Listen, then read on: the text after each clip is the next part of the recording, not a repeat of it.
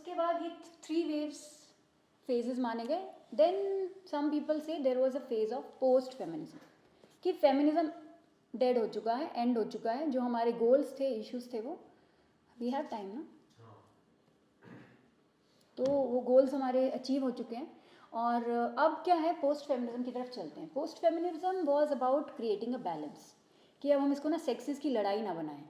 हम अपने एक दूसरे, मेल और फीमेल, एक दूसरे के नीड्स को समझें, अंडरस्टैंडिंग बनाए, परस्पर हार्मनी, समन्वयता बनाए कुछ, और अपनी अपनी बायोलॉजिकल डिफरेंस को समझें, एक्नॉलेज करें कि जो नेचर ने हमें बनाया वो तो अलग ही बनाया, उसको हम कुछ नहीं कर सकते. और उसको समझकर हम आगे बढ़ें एक इगैलिटेरियन सोसाइटी की तरफ. बेसिकली टू अंडरस्टैंड म्यूचुअल, एक परस्पर समझदारी, अंडरस्टैंडिंग होनी चाहिए आपस में.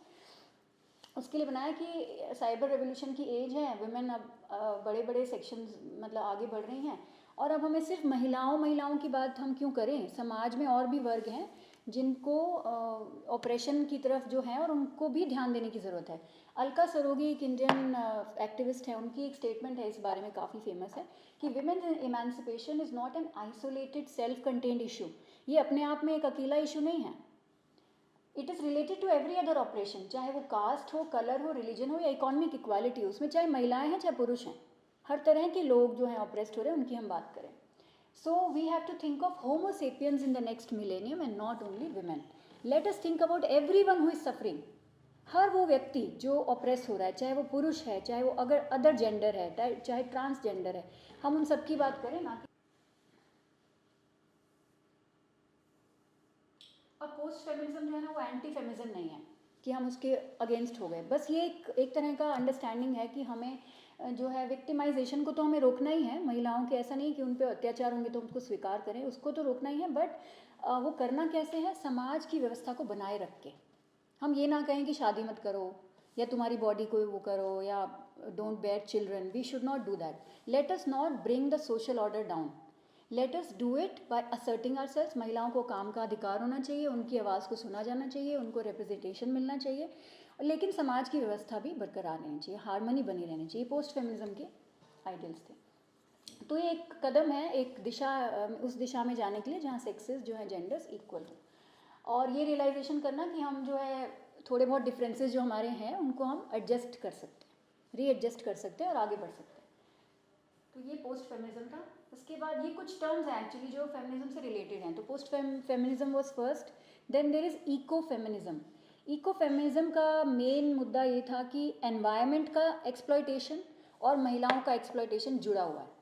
जो हम पर्यावरण को एक्सप्लॉइट करते हैं वो भी पावर स्ट्रक्चर की वजह से है, और जो महिलाओं का शोषण है वो भी पावर स्ट्रक्चर की वजह से, जो कि मेल्स के हाथ में है. तो इन दोनों को साथ में जोड़ के चलना चाहिए, महिलाओं के शोषण को और इसको कनेक्ट कर दिया उन्होंने.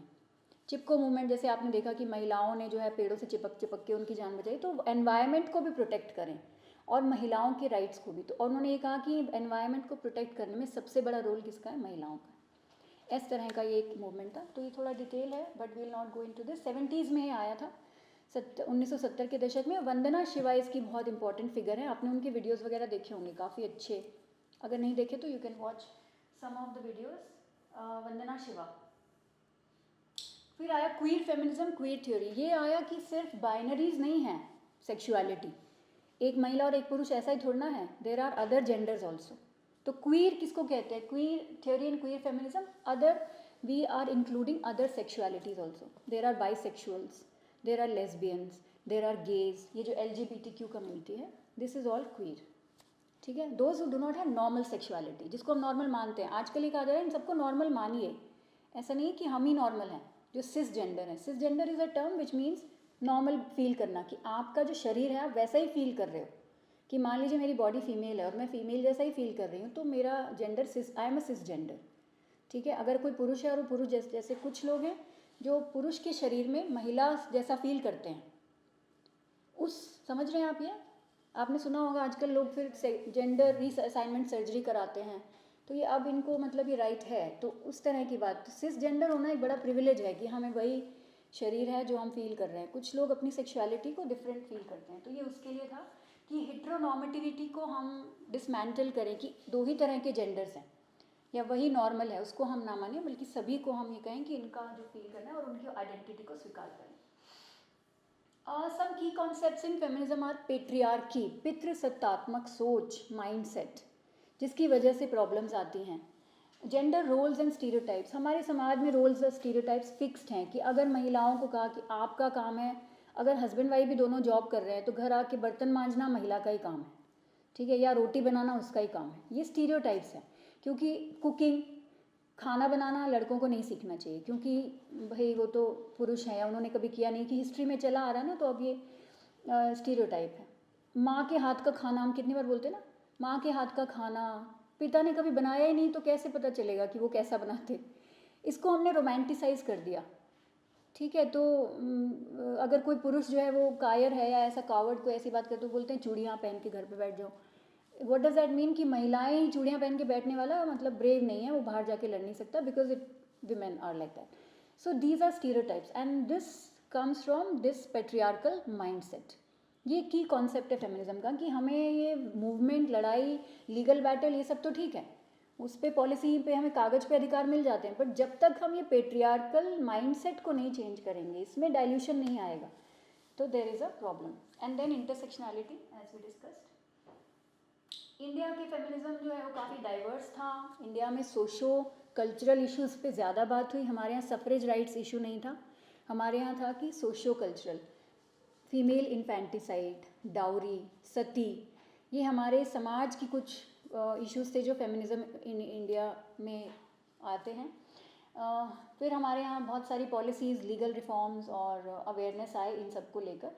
तो feminist discourse in India continues to evolve. हमारे इश्यूज़ बहुत सारे अलग अलग हैं, क्योंकि हमारा बहुत बड़ा सेक्शन, बहुत बड़े अलग अलग तरह की कास्ट, एथनिसिटीज़, कम्युनिटीज़ बहुत है, तो उस तरह से इवॉल्व होता रहता है। According to that we keep inviting and including diverse other aspects to it. ये कुछ नाम है इंडियन फेमिनिस्ट के, तो मैं आपको सिर्फ नाम, ये छोटा भी पता नहीं कैसे हो गया। कमला देवी चट्टोपाध्याय एक फेमस नाम। कमला देवी चट्टोपाध्याय रिफॉर्मर थी, फेमिनिस्ट थी, उन्होंने एजुकेशन, सोशो इकोनॉमिक स्टेटस पे काम किया। These are famous names in Indian feminism. जैसे हमने वेस्टर्न फेमिनिज्म की बात की। राजकुमारी अमृत कौर इंडिया की पहली हेल्थ मिनिस्टर थी, उनको भी फेमिनिस्ट, इंडियन फेमिनिस्ट में जोड़ा नाम लिया जाता है। उनका काफ़ी रोल था कि यहाँ पे सफ्रेज मूवमेंट और हेल्थ केयर रिफॉर्म्स में। Medha Patkar environmental social issues में काफ़ी जाना माना नाम है। ग्लोरिया स्टीनम ओरिजिनली इंडिया से नहीं थी, पर उनका इम्पैक्ट जो है ग्लोबली फील किया गया, उन्होंने काफ़ी काम किया। उन्होंने एक मैगज़ीन शुरू की थी, मिस मैगज़ीन, और इंस्पायर किया काफ़ी फेमिनिस्ट को। अरुंधति रॉय का नाम भी हम जानते हैं, गॉड ऑफ स्मॉल थिंग्स की राइटर हैं, उन्होंने बुकर प्राइज़ जीता था उनकी इस किताब ने। काफ़ी उन्होंने अपने बुक्स में सिर्फ महिलाओं की बात नहीं की, हर सेक्शन की बात और सोशल इश्यूज़ की बात, और पॉलिटिकल रेल में भी जो हम मार्जिनलाइज सेक्शन को छोड़ देते हैं, गरीबों के बारे में नहीं सोचते, किसानों के बारे में, उस पर उन्होंने लिखा है काफ़ी। फ्लाविया एग्निस, ये भी लीगल स्कॉलर और वुमेन राइट्स लॉयर है। उन्होंने डोमेस्टिक वायलेंस, मैरिटल रेप और इस पर काफ़ी काम किया है। फेमिनिस्ट मूवमेंट्स तीन वेव्स के अलावा, जो तीन वेव्स हमने बात की, उसके अलावा भी ग्लोबल मूवमेंट्स रही हैं कुछ। ग्लोबल मतलब जो पूरे वर्ल्ड को जिन्होंने इम्पैक्ट किया है। आपने सुना होगा एक हैशटैग विमेन सपोर्टिंग विमेन, अगर आप इंस्टाग्राम यूज़ करते हैं तो कुछ 2 साल पहले ये काफ़ी पॉपुलर हुआ था, कि हम ये दिखाएंगे कि विमेन जो है विमेन को सपोर्ट करती हैं, क्योंकि पुरुष जो है हमेशा ये कहते हैं कि महिलाएं ही महिलाओं को गिराती हैं आपस में, इनकी वो इस तरह से टेंडेंसी है। तो उसको नेगेट करने के लिए, उसको गलत प्रूव करने के लिए एक मूवमेंट चलाया गया, हैशटैग विमेन सपोर्ट विमेन। उसके लिए कहा गया कि सभी महिलाएं जो जो इसमें पार्टिसिपेट करें, they had to post a picture in black, like a sepia tone picture, not a coloured photo, to for the sake of uniformity across the platform, कि हम इसको दिखाएंगे जो जो अपनी black and white picture monochrome में post कर रहे हैं, इसका मतलब they support women, all these women support other women, इस तरह से था। फिर आपने मी टू मूवमेंट के बारे में सुना होगा, 2017 में आई, सेक्सुअल हैरेसमेंट के लेकर लोगों ने बात करनी शुरू की, और 1-2 के आने के बाद फिर कई तरह की किस्से जो हैं वो सामने आए। उसके बाद चिपको 1970s में था, एनवायरमेंटल कंजर्वेशन में, जहाँ महिलाओं ने चिपक जाती थी पेड़ से कि नहीं काटने देना है। एंटी डाउरी मूवमेंट इंडिया में 80s में आई थी। सती इरेडिकेशन 19th सेंचुरी का है, आपको पता है, वो राजा राम मोहन रॉय ब्रह्म समाज के जो फाउंडर थे उन्होंने, और विलियम बेंटिक आई थिंक, जो इंडिया के, उनके सपोर्ट से हुआ। गुलाबी गैंग 2006 में एक वो, आपने इस पर एक मूवी भी बनी है, संपत पाल देवी हैं जो यूपी में एक ग्रुप बनाया उन्होंने, और वो डोमेस्टिक वायलेंस के अगेंस्ट गुलाबी साड़ियाँ पहनते हैं, और वो हस्बैंड जो शराब पी के मारते हैं अपनी वाइफ को, उनकी पिटाई करते हैं। तो ये एक मूवमेंट थी। निर्भया मूवमेंट, वो निर्भया रेप के बाद एक हुई। अब कॉन्टेम्प्रेरी इश्यूज़ क्या हैं? रिप्रोडक्टिव राइट्स बहुत बड़ा इशू है। आजकल के इश्यूज़ क्या हैं फेमिनिज्म के, आज के ज़माने के? आप देखिए इंडिया में बहुत लिबरल अबॉर्शन लॉज हैं। India is one of the countries जहाँ पे अबॉर्शन लीगल है, अलाउड है, यानी हमें अपनी बॉडी पे अधिकार है 24 वीक्स तक, if I am not wrong, I think up to 24 weeks we can go for abortion. बहुत सारे देशों में नहीं है, स्पेशली मिडिल ईस्ट कंट्रीज जो वैसे ही इतनी रिग्रेसिव है, महिलाओं को कोई अधिकार नहीं दिए हुए। आप लोग यकीन नहीं करेंगे, even America, a progressive developed country like America, उनके ये केस पिछले साल काफ़ी न्यूज़ में भी रहा। बहुत सारे स्टेट्स में अमेरिका के abortion is not legal. Texas में बैंड है, मिनेसोटा और 4 एक स्टेट ऐसे हैं जहाँ पे थोड़ा सा अब शुरू हुआ है, और वहाँ जो महिलाओं को ऐसा है तो वो टेक्सास से बाहर जाके फिर सर्विसेज लेते हैं। There are agencies, there are counsellors who support abortion outside Texas. वो कहते हैं हम आपको लेके जाएंगे, आपका ट्रैवल और ये सब करेंगे, और मतलब इस तरह के। तो अमेरिका के भी सारे स्टेट्स में नहीं है, ये बड़ी हैरानी की बात है। इंडिया में 1971 के बाद I think it's legal and it's very liberal law. और जस्टिस चंद्रचूड़ ने शायद एक बार ये भी कहा था कि जो अविवाहित महिलाएं हैं उनको भी ये अधिकार होना चाहिए, महिला चाहे विवाहित है चाहे नहीं, सबको अबॉर्शन का राइट होना चाहिए। तो I think this is a very progressive statement given by a जज इन इंडिया। कनाडा में 1988 से पहले अलाउड नहीं था, 1988 के बाद लीगल हुआ है, व्हेन उनके कोर्ट ने इसको अनकॉन्स्टिट्यूशनल करार दिया। So if you research on this, you will find very less countries in the world, least number of countries have allowed legal abortion. Otherwise allowed ही नहीं। आप सोचिए गलती से है या जो भी है तो आप क्या करेंगे? You have to bear the child. तो ये एक सबसे बड़ा कंटेम्प्रेरी इशू है। Equal play and work place discrimination, same काम के लिए महिलाओं को कम पैसा मिलता है, पुरुषों को ज़्यादा मिलता है। जेंडर पे gap is a reality. BBC की एक न्यूज़ रिपोर्ट आई थी कुछ साल पहले जिसमें बीबीसी के जेंडर पे गैप को उभारा गया, और ये भी कि उसमें अगर टॉप जो जर्नलिस्ट थे 10, उनमें से सिर्फ एक महिला थी। ये हमारा अगला पॉइंट है, representation and leadership. Women are not represented well in the top management, top leadership. तो इसकी वजह से भी प्रॉब्लम आती है। जब पॉलिसी मेकिंग में औरतें नहीं होंगी तो फिर वो उन इश्यूज़ को समझा नहीं जाएगा जो है। तो अभी जो हमारा ये वुमेन रिजर्वेशन बिल आया, ये उसकी तरफ एक पॉजिटिव स्टेप है कि शायद इससे कुछ स्थिति बदलेगी। तो टॉप लीडरशिप में और रिप्रेजेंटेशन होनी चाहिए। जैसे अभी कुछ समय पहले एक निर्मला सीतारमन का एक वीडियो वायरल हुआ जिसमें उनसे कोई सवाल पूछ रहे थे journalist, she was having a press conference. तो एक जर्नलिस्ट ने पूछा, उसके बाद एक महिला जर्नलिस्ट थी जिन्होंने कहा कि मैम आई हैव 2 क्वेश्चंस। तो उनके साथ एक स्टाफ था, उसने कहा नहीं ओनली 1 क्वेश्चन। तो निर्मला सीतारमन ने उस स्टाफ को ऑब्जेक्ट किया, उन्होंने कहा कि Y 1, you didn't stop the boys when they were asking me 2 questions, you didn't stop the guys, why she should ask only 1 question, you can ask me 2 questions. Why did she see that and objected to that? Because she herself is a woman. वो women minister हैं तो उनको समझ आया कि महिलाओं को क्यों रोका जा रहा है। तो इस तरह की ये टॉप लीडरशिप में होने से ये फ़ायदा होता है, because they know the situation. Intersectionality एक हमारा इशू है कि हम जैसे हमारे यहाँ इंडिया में आप देखिए दलित महिलाएं, एक तो महिला है ऊपर से दलित है, उनका डबल एक्सप्लॉयटेशन हमेशा से हुआ है। तो ये इंटरसेक्शनैलिटी की बात करें, रूट तक पहुँचे।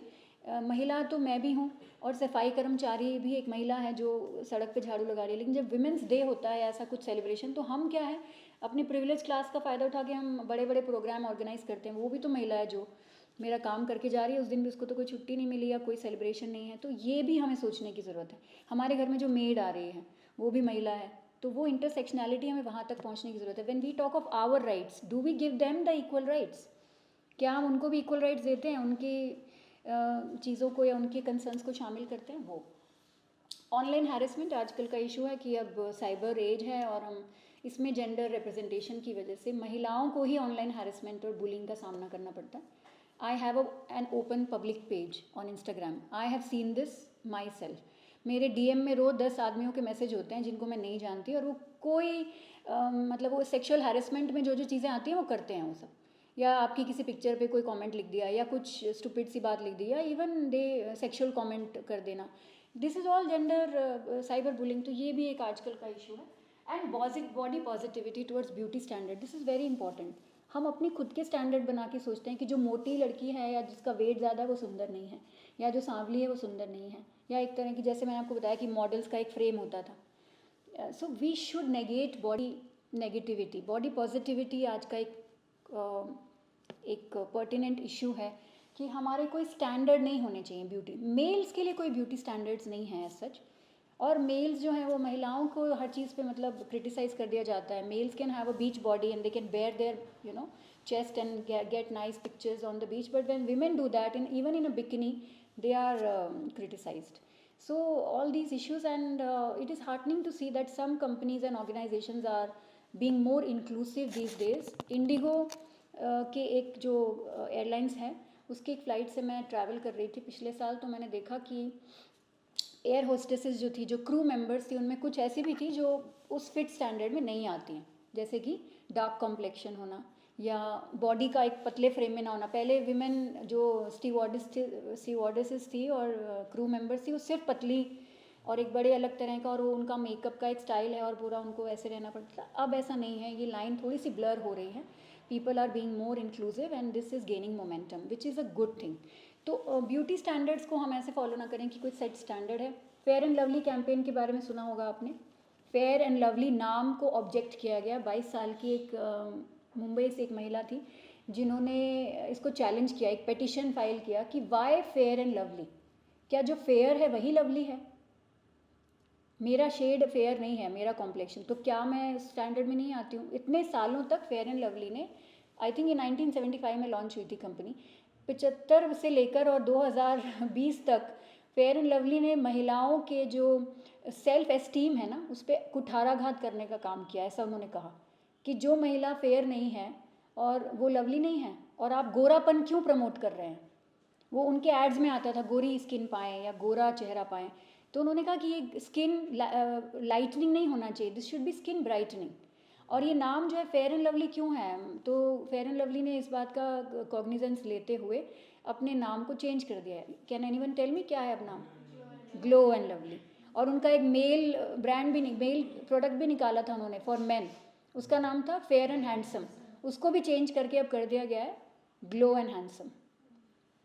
तो फेयर एंड हैंडसम, और उसके बाद फेयर एंड लवली ने अपने काफ़ी कैंपेन्स निकाले, एड्स निकाले, जिसमें उन्होंने लिखा ऑल शेड्स आर लवली, और उसमें महिलाओं के अलग अलग कॉम्प्लेक्शन को दिखाया गया था ऐसे कुछ करके. तो दे कॉम्पनसेटेड फॉर दैट.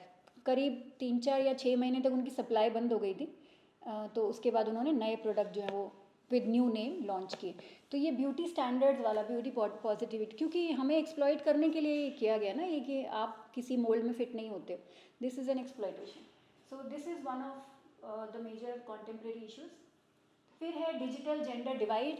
हमारे पास डिजिटल फ्रीडम है लेकिन जेंडर डिवाइड उसमें भी है. महिलाओं को अगर घर में, मान लीजिए किसी घर में सोशो इकोनॉमिक स्टेटस बहुत अच्छा नहीं है, एक ही डिजिटल डिवाइस है और 2 बच्चों की क्लास हो रही है, ऐसी रिसर्चेज हैं, तो बेटे को दी जाती है कि आप अपनी क्लास करो, लड़की तो कर लेगी फिर दोबारा. तो ऐसा भी है. ये हम शायद सोच के हंस रहे होंगे कि ऐसा नहीं होता, पर बहुत जगह रूरल एरियाज़ में, ऐसे स्पेसेस में जहाँ पे इक्वालिटी ऐसे इस तरह से नहीं है. जेंडर लैंग्वेज, एक न्यूट्रल लैंग्वेज की भी आजकल बात होती है कि जो है मेल और फीमेल दोनों के लिए मैन का यूज़ किया जाता था. आप देखा आपने French declaration of independence for man, जबकि महिलाएं भी थी उसमें, तो महिलाओं को तो सोचा ही नहीं. इट कैन बी ह्यूमन या ह्यूमैनिटी हो सकता है जिसमें महिलाएं भी नेचुरली शामिल हो जाएंगी, बट वो मैन यूज़ करते रहे. जैसे हमारे बहुत सारे प्रोवर्ब्स हैं, गॉड मेक्स द कंट्री, नहीं सॉरी, क्या है वो proverb, God made the world and man made the country, ऐसा कुछ है. तो मैन मेड द कंट्री मतलब मैन मेड द टाउन, कि भगवान ने तो दुनिया बनाई और मैन ने टाउन बना दिया. तो मैन में विमेन नहीं थी क्या? It was only man. तो ह्यूमंस के लिए जहाँ जहाँ वो male generic term man use होती है. तो ये भी एक इशू है जो यहाँ मैंने लिखा नहीं. तो जेंडर न्यूट्रल लैंग्वेज का यूज़ किया जाना भी, उस पर एक अलग से लेक्चर हो सकता है, इनफैक्ट बहुत इंटरेस्टिंग रहेगा वो. तो वो भी एक कंटेम्प्रेरी इशू है. Then there is care work and unpaid labour. हम बहुत सारा केयर वर्क महिलाएं घर में करती हैं जिसको रिकग्नाइज़ नहीं किया जाता, उनको काम के लिए पैसे नहीं मिलते. Transgender and non binary rights, बहुत सारे अलग जेंडर्स हैं जिनको हमें रिकग्नाइज़ करना चाहिए. Sexual and reproductive health education, awareness about bodies, consent, relationships, ये हमें बच्चों को सिखाना चाहिए. क्रिमिनल जस्टिस रिफॉर्म्स की जो विमेन क्रिमिनल्स हैं जिन्होंने क्राइम किया, उनके फेयर ट्रीटमेंट की बात, क्योंकि उनको एक ही जगह आप नहीं रख सकते जहाँ मेल हैं या इस तरह का. ये आई थिंक रिफॉर्म्स लीगल उसमें होते रहते हैं. पुलिसिंग में कि महिला को अरेस्ट करने के लिए कोई महिला पुलिस